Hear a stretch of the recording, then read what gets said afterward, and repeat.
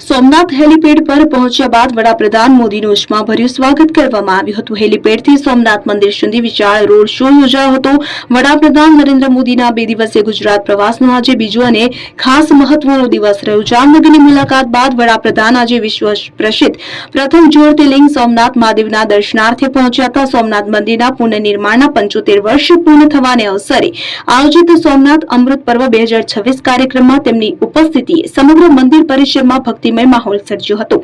ભવ્ય રોડ શોથી સ્વાગત કરવામાં આવ્યું હતું। સોમનાથ હેલીપેડ પર પહોંચ્યા બાદ વડાપ્રધાન મોદીનું ઉષ્માભર્યું સ્વાગત કરવામાં આવ્યું હતું। હેલીપેડથી સોમનાથ મંદિર સુધી વિશાળ રોડ શો યોજાયો કે જેમાં હજારો લોકો રસ્તાની બંને બાજુ ઉભા રહી વડાપ્રધાનનું સ્વાગત કરતા જોવા મળ્યા હતા।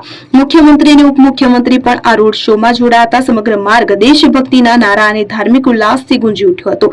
રોડ શો પૂર્ણ થયા બાદ વડાપ્રધાને સરદાર વલ્લભભાઈ પટેલની પ્રતિમાને પુષ્પાંજલિ અર્પણ કરી અને ત્યારબાદ સીધા મંદિર પરિસરમાં પહોંચ્યા હતા।